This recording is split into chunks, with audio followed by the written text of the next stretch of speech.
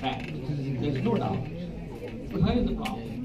My problem is there when you say it is in Bangladesh. You see, that is the problem. You see, you have correctly defined evidence-based practice. You have correctly defined what is this, how to do this. But are we in position to comply?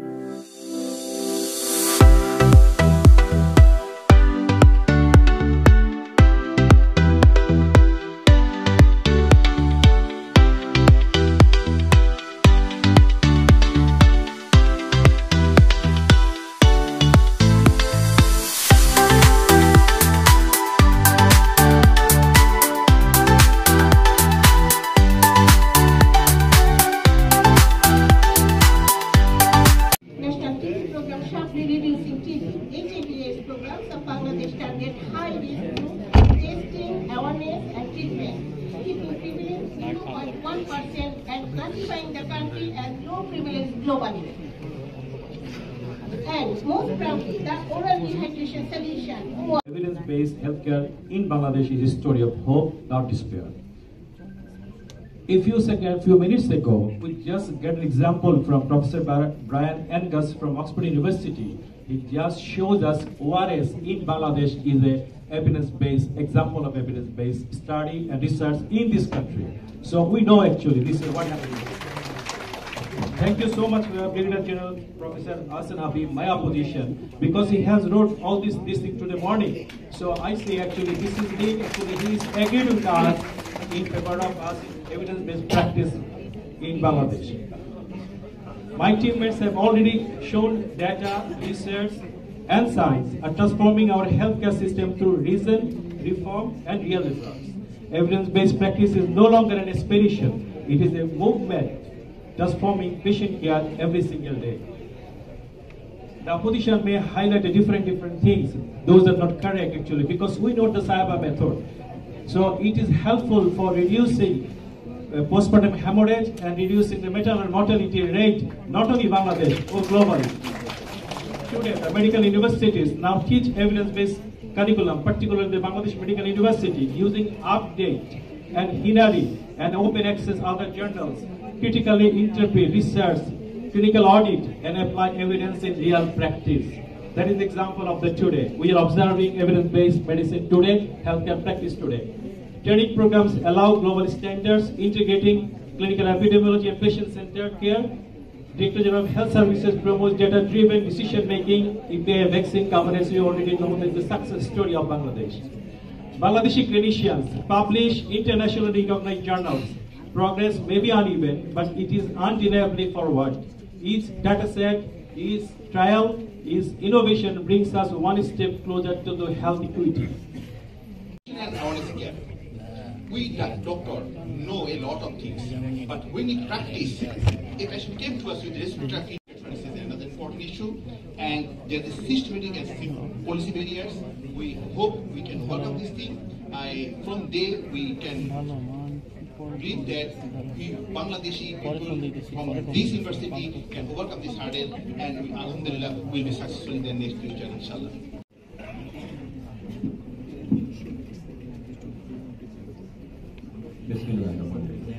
Respected Chair, Honorable Judges, distinguished guests, my team members, learned opponent, and dear audience, Assalamu alaikum and good afternoon. As we know, today's topic is evidence-based healthcare practice in Bangladesh, hope and despair. I think this title itself is self-explanatory, where evidence is the focal point. Unfortunately, common in Bangladesh. Guidelines are the protection for both doctors and patients. When a doctor follows guidelines, he can defend his action as medically justified, even if complication occurs. Every country. Professor doctor Saidur Rahman স্যারকে একটি বিশেষ কাছের ছাড়া উপহার হিসেবে দেওয়া হবে। আমি ডক্টর ওসমানীকে এখন আমন্ত্রণ জানাচ্ছি বাকি অনুষ্ঠানটি সঞ্চালন করার জন্য।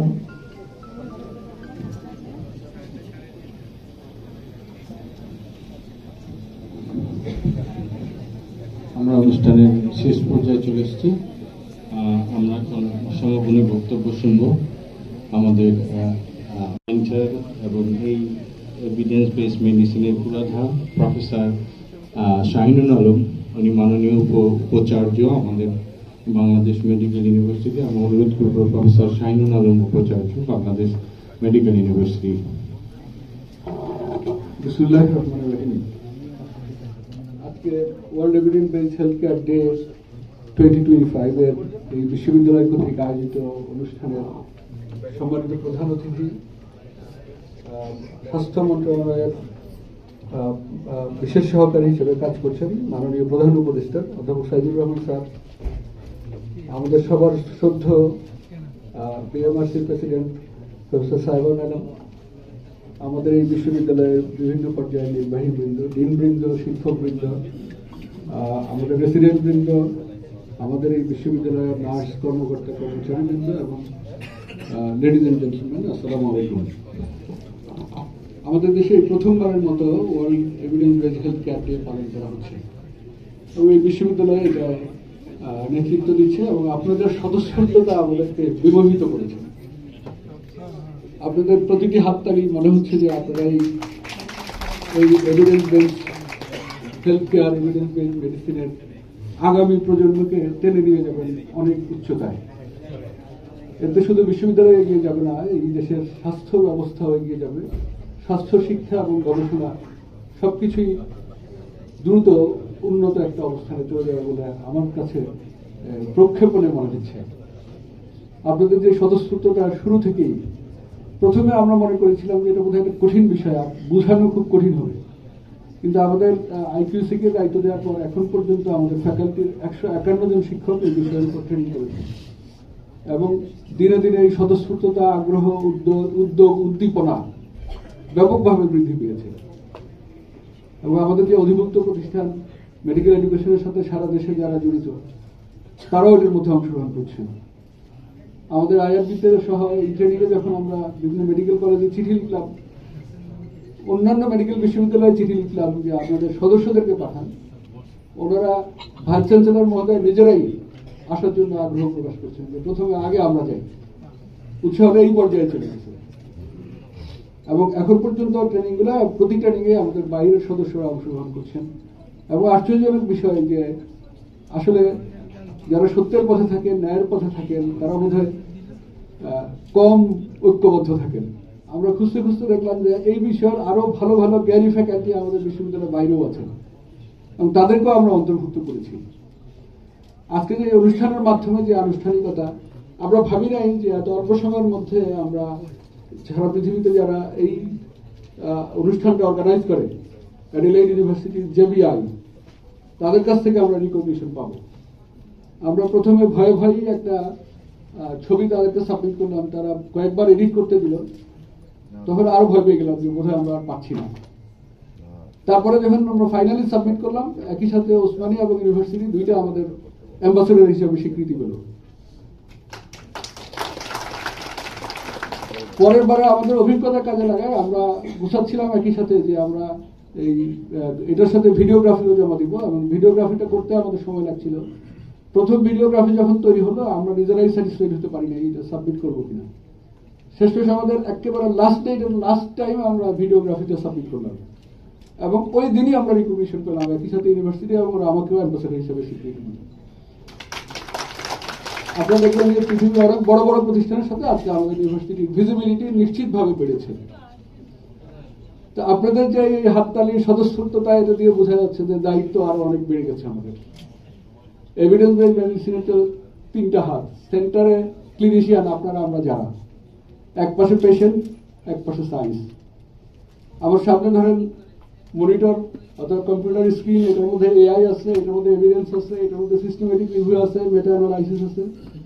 আমার দায়িত্ব হচ্ছে এইখান থেকে নলেজটাকে নিয়ে আমার দেশের রোগীদের কাছে তাদের মতের ভিত্তিতে আমাদের কালচার, কৃষ্টির সাথে সমন্বয় করে, সোশিও ইকোনমিক স্ট্যাটাসের উপর সমন্বয় করে এই জ্ঞানকে প্র্যাকটিক্যালি ইউটিলাইজ করা। তার মানে আপনাকে কন্টিনিউয়াসলি, আজকে যারা হাততালি দিচ্ছেন আপনার ওই পাশে, আমরা এই পাশে, আমাদের এখন থেকে সবার দায়িত্ব হয়ে গেল যে কন্টিনিউয়াসলি সায়েন্সকে খুঁজে বেড়ানো, আবার সেই সায়েন্সকে, এক্সিস্টিং সায়েন্সকে এই নিউ জেনারেটেড সায়েন্সের সাথে সমন্বয় করা একই সাথে পেশেন্ট কেয়ারকেও পেশেন্টের মতামতের ভিত্তিতে শেয়ার ডিসিশনের ভিত্তিতে এভিডেন্স বেসড মেডিসিনকে এক্সিকিউট করা। দায়িত্বটা কিন্তু অনেক বড় নিয়ে ফেলেছেন, আমরা সবাই নিয়ে ফেলেছি। এই দায়িত্বটা পালন আমাদেরকে করা লাগবে। কেন করা লাগবে? সারা পৃথিবীতে দেখা গেছে আমাদের 71% অলমোস্ট আসলে 100% পেশেন্টই চায় ডিসিশন মেকিং এ তাকে ইনক্লুড করা। এটা আমাদের ব্যাপারে যত অভিযোগ তার মধ্যে অন্যতম অভিযোগ যে আমাদের সাথে কমিউনিকেশনের গ্যাপ তৈরি। আমরা নিজেরাও মনে করি অনেক লিমিটেশন আছে, কিন্তু তারপরেও কমিউনিকেশনের গ্যাপটা আমরা কমাতেই হবে। এই এভিডেন্স বেসড মেডিসিন প্র্যাকটিস করার পরে দেখা গেল যে 6% মর্টালিটি কমে যায়। মৃত্যুর হার কমানো সম্ভব এভিডেন্স বেসড মেডিসিনের মাধ্যমে, কারণ আধুনিক জ্ঞান তো এটার মধ্যে চলে আসতেছে। দেখা গেছে যে 8% আননেসেসারি ইনভেস্টিগেশন ইমেজিং কমে যায়। তাহলে তো আমাদের এটা অনুসরণ করতেই হবে। আমাদের দেশে যেখানে হেলথ কেয়ারের এক্সপেন্ডিচারের বিরাট বার্ডেন, আমাদের রোগীদের জন্য বিরাট সমস্যা। ক্যাটাস্ট্রফিক হেলথ এক্সপেন্ডিচারের জন্য আমাদের দেশে প্রতি বছর 50 লাখের বেশি মানুষ দারিদ্র সীমার নিচে চলে যায়। সেই ক্ষেত্রে আমাদের জন্যই তো এভিডেন্স বেসড মেডিসিন সবচেয়ে বেশি দরকার।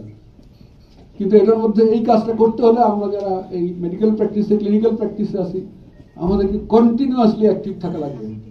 এখন আর এরকম নয় যে আমার অভিজ্ঞতা এটা, আমি 15 বছরের অভিজ্ঞ অধ্যাপক, কত ছাত্র তৈরি করলাম, কত বিশেষজ্ঞ তৈরি করলাম, এটা দিয়ে আর বলার উপায় নাই। এটা পীর বলে দিও না যে কোন রোগীকে আইসিইউতে কোন অ্যান্টিবায়োটিক দিলাম, এটা শুধু পীর সাহেব জানে, স্যার জানে, আর কেউ জানে না। আপনি যেটা প্র্যাকটিস করবেন সেটা আপনার রেসিডেন্টও জানবে, স্যার কেন কোন কারণে এই ওষুধটি দিয়েছে এবং কখন দেন, কেন কখন কোন সময় কোন রোগীকে এই ইনভেস্টিগেশনটা দিয়েছেন। নট অনলি রেসিডেন্ট, আপনার junior faculties, even nurse, health care worker যারা আপনার সাথে কাজ করবে, ওরাও জানবে যে এই সময় এই অ্যান্টিফাঙ্গালটা দেওয়া লাগবে আমার আইসিইউতে। তাহলে এই ক্ষেত্রে আমাদের কাজটা অনেক বেড়ে গেল। আমাদের 5টা কাজ করা লাগবে কন্টিনিউ। আমার প্রশ্ন তৈরি করা লাগবে যে এই মুহূর্তে যে এই ইনভেস্টিগেশন আমি দিচ্ছি, ডায়াগনোসিস করার জন্য যে এই পরীক্ষা নিরীক্ষা দিচ্ছি, এই চিকিৎসা দিচ্ছি, এটা কি সঠিক, এটা কি আধুনিক? কন্টিনিউয়াস এই প্রশ্নটা করা লাগবে। এই প্রশ্নটি করার পরের প্রশ্ন হচ্ছে যে উত্তরটাও আমারই খোঁজা লাগবে। কোথা থেকে আমরা খুঁজবো? আর্টিফিশিয়াল ইন্টেলিজেন্স ব্যবহার করতে পারেন, ককরেন রিভিউ ব্যবহার করতে পারেন, পাবমেড ব্যবহার করতে পারেন। এই ব্যবহারের জন্য এই জায়গাটা যেন সহজ হয়। আমরা অ্যাপ্লাই করেছিলাম ককরেনের কাছে। ককরেন আমাদের ইউনিভার্সিটির নাম শুনেই বলেছে ডিসেম্বর পর্যন্ত তোমার জন্য সব ফ্রি। আমাদের ফ্রি করে 1 মেইলের পরের দিনই উত্তর দিয়েছে যে ককরেনের সকল পেপার আমাদের জন্য নেক্সট ডিসেম্বর পর্যন্ত ফ্রি করে দিয়েছে। আমরা যোগাযোগ করলাম আপ টু ডেটের সাথে। এই নলেজ অ্যাকোয়ার, ইনফরমেশন অ্যাকোয়ার করা যত সহজ নয়, সব নলেজ তো ওপেন নয়। আর আমাদের সবাই ব্যক্তিগতভাবে পয়সা খরচ করে এই সব আর্টিকেল জোগাড় করাও সহজ নয়। আমরা আপ টু ডেটকে লিখলাম। আপ টু ডেটকে অনেক আলোচনার পরে, অনেকগুলো জুম মিটিং এর পরে ওরা আমাদেরকে 80% প্রাইস রিডিউস করে আমাদেরকে 20% প্রাইসে আপ টু ডেট আমাদের সবার জন্য ফ্রি স্যার। এখন আমাদের সব ফ্যাকাল্টির জন্য আপ টু ডেট ফ্রি। আমাদের হাতে আরো বেশি আছে। আমরা আশা করছি যে আমাদের অধিভুক্ত প্রতিষ্ঠানের টিচারদের জন্য আমরা এটা ফ্রি করতে পারবো ইনশাআল্লাহ। তাহলে আমরা নলেজ অ্যাকোয়ারটা আমাদের জন্য ওপেন হয়ে গেল। আপনারা চাইলেই যে কোনো বিষয়ে এই মেডিকেল ইনফরমেশনগুলো, আমাদের সায়েন্সের ইনফরমেশনগুলো নিতে পারবেন। এরপরে হলো প্রেজ, আমি যে নলেজগুলো পেলাম সেটা আমার জন্য কতটা উপযুক্ত সেটাকেও জাস্টিফাই করার দায়িত্ব এখন আমাদের বেড়ে গেল।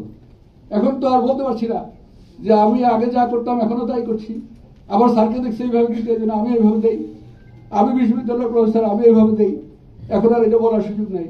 আপনাদের কিন্তু ছাত্রদের জন্য আমরা ফ্রি করবো, অর্থাৎ তারাও বলে বসতে পারে যে এই জায়গায় তো স্যার এটা আছে। অর্থাৎ আমাদের শিক্ষার পরিধি, জ্ঞানের পরিধি আরো বেড়ে গেল। এর মধ্যে আমরা আবার আমাদের যাতে লেখালেখিগুলোকে আমরা পোক্ত করতে পারি সেই জন্য আমরা টার্নিটিন কিনে নিয়েছি। টার্নিটিনও এই বিশ্ববিদ্যালয়ের সকল ফ্যাকাল্টির জন্য ফ্রি। বিশ্ববিদ্যালয় কিনে নিয়েছে, আপনাদের জন্য ওপেন।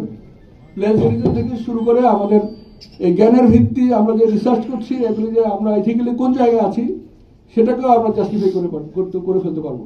এখন থেকে এভরি প্রোটোকল, এভরি থিসিস টার্নিটিনের মাধ্যমে আমাদের লাইব্রেরিতে অ্যাভেলেবল আছে, প্রত্যেক চেয়ারম্যানের কাছে অ্যাভেলেবল আছে, ডিপার্টমেন্টগুলোকে ফ্রি করে দেওয়া হয়েছে। আপনারা টার্নিটিনের মাধ্যমে সেটাকে চেক করে দেখতে পারবেন যে আমরা যে জায়গায় আছি, যা লিখছি, যা করছি এটা যথার্থ কিনা, না শুধু copy and paste. Copy and পেস্টের দিন শেষ ইনশাআল্লাহ, কি বলেন? তারপর হচ্ছে এই নলেজকে আমরা যখন অ্যাপ্লাই করলাম, আমরা প্রেস করলাম, সেই নলেজ অ্যাপ্লাই করলাম। অ্যাপ্লাই করার পরে দেখা গেল ইন্টারন্যাশনাল যে স্ট্যাটিস্টিক্স, তার সাথে আমাদের তো ডিফারেন্স হতে পারে। আমাদের ইলেকট্রিসিটি, আমাদের জেনেটিক্স, এখন তো জেনেটিক্সের উপর ভিত্তি করে প্রিসিশন মেডিসিনই আলাদা করে ফেলছে। তাহলে আমার এখানে অ্যাপ্লাই করার ক্ষেত্রেও করার পরে কি কি সমস্যা তৈরি হলো, সেই ডাটা নিয়ে আমাদের নতুন করে রিয়েল লাইফে হয়তো আমরা আবার নতুন রিসার্চ তৈরি করতে পারবো। এই অ্যাপ্লিকেশনের পরে অ্যাসেসমেন্টও আমাদের কাজ হয়ে গেল। তাহলে আমাদের দুইটা হাত মাঝখানে আমরা ক্লিনিশিয়ান, একদিকে পেশেন্ট, একদিকে সায়েন্স। আমাদের কাজ হলো প্রশ্ন করা, আমাদের কাজ হলো জ্ঞান অর্জন করা, জ্ঞানকে ভেরিফাই করা, প্রেস করা, সেই জ্ঞানকে অ্যাপ্লাই করার পরে আবার অ্যাসেস করা। এই বিশ্ববিদ্যালয় এই 5টি কাজের মধ্যে প্রতিটি স্টেপে আপনারা দেখতে পেয়েছেন যে আমরা অর্থনৈতিক সমস্যাকে সমস্যাই মনে করব না, আমরা সবাই মিলে এই 5টি কাজ করব। 5টি কাজ করে ওই 3টি অংশ, সায়েন্টিস্ট, পেশেন্ট এবং রিসার্চ, এই 3টাকে আমরা শক্তিশালী করে এই দেশের মেডিকেল সায়েন্স নিয়ে যেন পৃথিবীতে আমাদের লজ্জা পেতে না হয়। আমরা চাই যে আমাদের এই বিশ্ববিদ্যালয়ের কারিকুলাম, আমাদের পোস্ট গ্রাজুয়েশন, আমাদের ডিগ্রি, এগুলি সবগুলি আন্তর্জাতিকভাবে এমন লেভেলে চলে যাক যাতে করে আমাদের এই বিশ্ববিদ্যালয়ের মান অনেক উন্নত হয়। আপনারা জানেন যে আমাদের অনলাইন IRB রেডি। আমরা টিচারদের সার্ভে করেছি, 139 জনের মতো আমাদের টিচার আনসার করেছেন। তারা চাচ্ছেন যে আমাদের IRB অনলাইন হয়ে যায়। আমরা রেসিডেন্টদের সার্ভেও চলছে, সেখানেও আমরা এই পর্যন্ত যা রেজাল্ট পেয়েছি তারাও বলছে যে IRB অনলাইন হয়ে যাক। আমাদের IRB মেম্বারদেরকে আমাদের ট্রেনিং দেওয়া হয়েছে, ওনাদের মতামত পেয়েছি, ওনারাও বলেছেন যে IRB অনলাইন, সম্পূর্ণ অনলাইন হয়ে যাক। আমাদের অনলাইন প্ল্যাটফর্ম রেডি। আরেকটা অনুষ্ঠানের মাধ্যমে আমরা ইনশাআল্লাহ এটাকে উদ্বোধন করব। তো আমরা এভাবেই এগিয়ে যাব আপনাদের সবাইকে নিয়ে। আপনাদের এই হাততালি আগামী দিন কর্মমুখর হোক, আগামী দিন বিজ্ঞান ভিত্তিক হোক, আমাদের এই কর্মের মধ্যে পেশেন্টরা অন্তর্ভুক্ত হোক। এভাবে চিকিৎসা বিজ্ঞানকে আমরা এগিয়ে নিয়ে যেতে পারবো বলে আশা করি। সবাইকে ধন্যবাদ। আসসালামু আলাইকুম। আমাদের আনুষ্ঠানিক